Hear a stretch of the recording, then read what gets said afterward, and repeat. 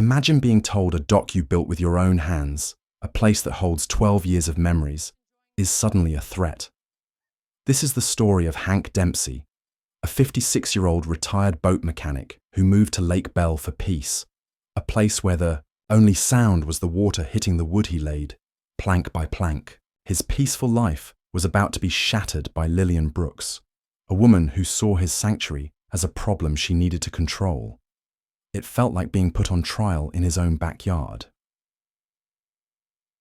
Part 1. The manufactured crisis Tuesday morning started like any other, until Hank saw 3 figures marching down to his dock with clipboards and attitudes that screamed official business. Hank was enjoying his second cup of coffee when Lillian Brooks appeared like a storm cloud. She wore a navy blazer and a look of practiced authority. Behind her shuffled Neil Gardner, a quiet accountant who always seemed to shrink in her presence, and another board member Hank had never bothered to learn the name of. The entire procession felt like a performance. Lillian's stack of papers was thick, and she launched into a practice speech.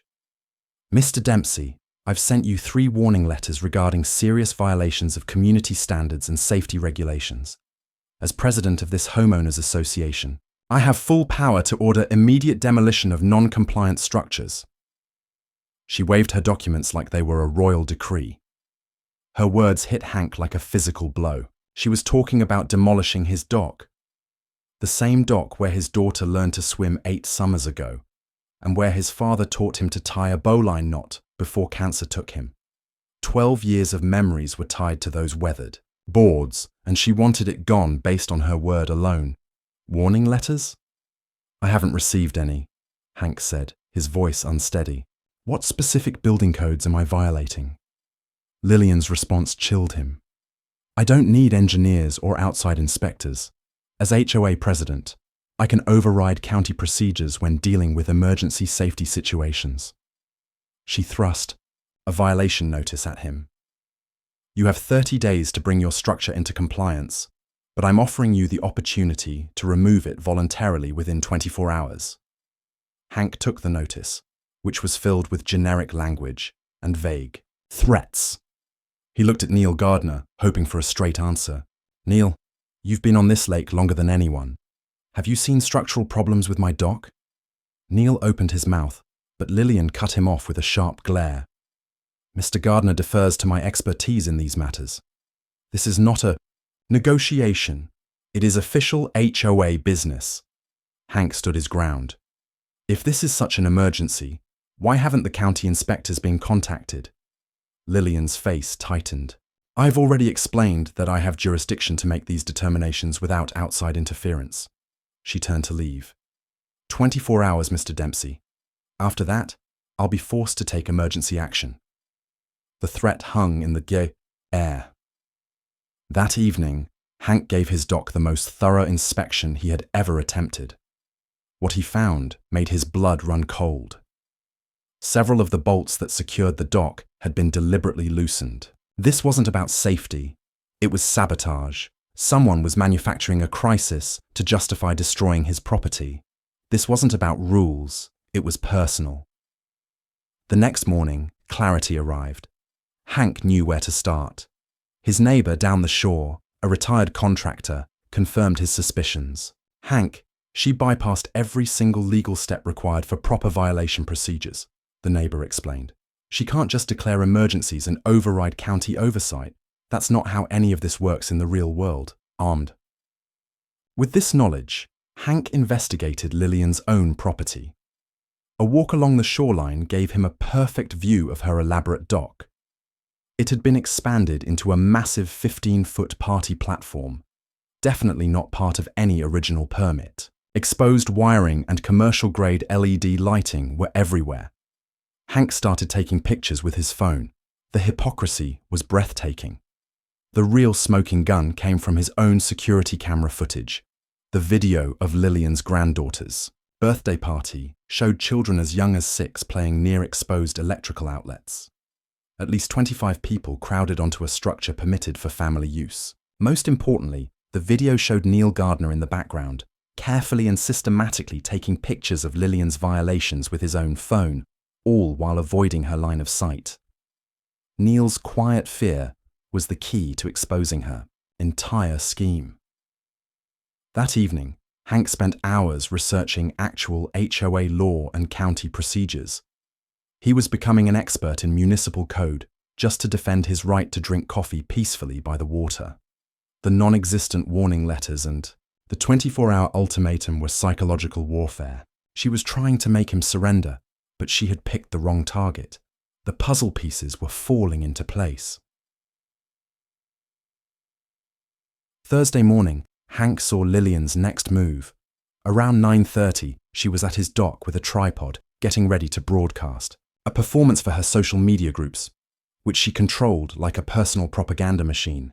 Her body language screamed concern and expertise as she gestured dramatically at his dock. While Lillian performed her one-woman show, Hank put his own plan into action. He called the lake safety office. "Sir, those kinds of modifications require permits," the officer told him. "If what you're describing is accurate, we need to inspect that property immediately." His second call went to the county building inspector's office. "Sir, those kinds of modifications require permits and professional installation," the inspector assured him. "We need to inspect that property immediately."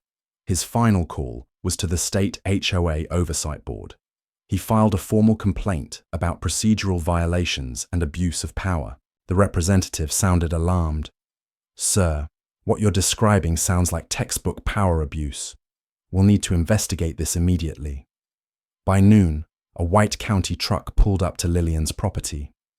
The timing felt like divine intervention. The county building inspector and a representative from the lake safety office approached Lillian with the calm confidence of people who actually knew what they were talking about. Hank watched from his kitchen window as Lillian's performance came to an abrupt halt. The irony was thick. A woman who had spent the morning broadcasting her power to override county procedures was now faced with real officials. "Ma'am, we're here about serious building code violations and procedural complaints," the inspector said. "We need to inspect your property." Lillian's response was spectacular. Instead of backing down, she doubled down on her false power claims. "You can't override HOA jurisdiction," she screamed. The inspector's response was a masterclass in professional patience. "Ma'am, there's no such thing as HOA override. Powers for building codes. County safety regulations supersede all local governance." Lillian wasn't finished. She tried to tear down the violation notices and screamed, "I decide what's safe in this community." The crowd of neighbors gasped and started laughing. The lake safety officer stepped in. "Your watercraft must be removed immediately. The electrical hazards and structural violations make this location dangerous." Neil Gardner's evidence folder was proving to be more devastating than Hank had hoped. The inspector was going through page after page of documentation that painted a clear picture of months of power abuse and financial irregularities. Every piece of evidence was another nail in the coffin of Lillian's credibility. The inspector's final assessment was delivered without emotion. Red violation notices were posted. Yellow caution tape blocked off the most dangerous areas. "You have 30 days to bring these modifications into compliance or face escalating fines and possible criminal charges." Lillian still wasn't finished. She threatened to sue everyone involved, including the county.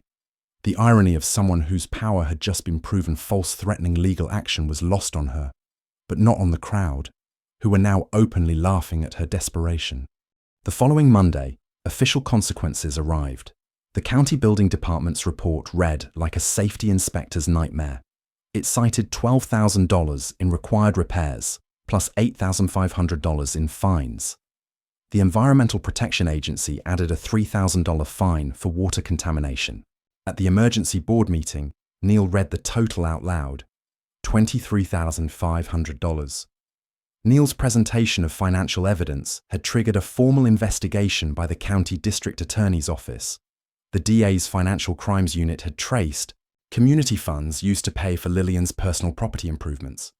The criminal timeline looked grim. Grand jury proceedings were scheduled, with Neil set to testify as the star witness. Meanwhile, Hank consulted with a maritime law expert about Lillian's displaced boat. He learned that the marina could file a lien against it, and eventually auction it off to recover the debt. The minimum bid would be the total amount owed in fines and fees, which had grown to a staggering $32,500. The mathematical precision of the process appealed to Hank's mechanical mind. The community's transformation was remarkable. People who had been afraid to question Lillian's rules were now actively participating in proper HOA procedures under Neil's leadership. The meetings, which had once been scripted performances, were now genuine discussions. 3 months later, the judicial process reached its conclusion. Lillian's financial obligations had accumulated like compound interest on a debt she could never hope to pay. Tuesday morning, the exact same day of the week when Lillian had first appeared at his dock, a notice was published in the county paper. Public auction to satisfy unpaid fines and fees. Minimum bid $32,500. Hank arrived at the marina early. About 20 neighbors gathered to watch. The boat itself looked smaller and less impressive than he'd expected. Its symbolic value, however, was enormous. This was the physical representation of everything Lillian had tried to protect through lies. Lillian arrived, looking defeated. She tried one last desperate appeal, but her credibility was gone. The auctioneer called out, "Do I hear $30,500?" Hank's hand trembled as he raised it. He was feeling the weight of months of conflict and the vindication of consequences finally being applied. The crowd's supportive cheering was a wave of validation. Sold to Hank Dempsey for $32,500, the auctioneer announced. But the real twist came next. Hank walked over to Lillian, who was crying beside the trailer, and held up the boat keys. "I want you to understand something, Lillian. I don't actually want your boat," he said, his voice calm. "I wanted you to feel what it's like when someone with real oversight tries to take something from you. The difference is, my oversight was established. Yours was counterfeit." He held the keys out to her with deliberate ceremony. "Consider this a lesson in real versus false power. But you still owe every penny to own this again. Real consequences don't disappear with mercy." The crowd erupted in applause, understanding the poetry of the moment. Justice served, a lesson taught, and mercy offered. 6 months later, Lake Bell was a peaceful community. Hank sat on his dock, now an officially appointed community dock safety advisor. A sign next to his coffee station read, "Free advice, real expertise, no power required." It was a gentle reminder of the lessons learned. Neil Gardner was elected permanent president on a platform of transparency and proper governance. Board meetings were recorded and posted online. The community had healed. New families moving in often asked about the infamous HOA president, and longtime residents were finally able to explain the difference between bullying and leadership.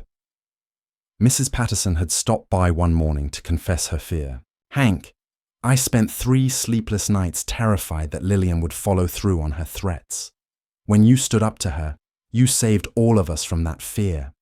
Lillian had moved away quietly after a plea agreement that required full restitution, but avoided jail time. She never returned the boat keys Hank had given back to her.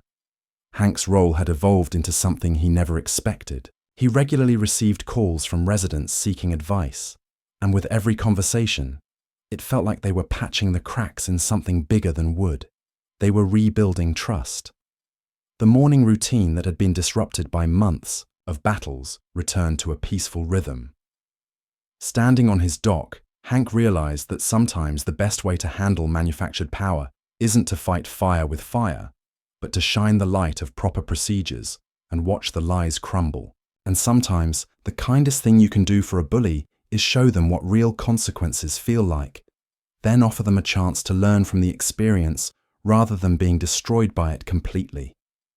The boat that started it all vanished, but its lesson would last a lifetime.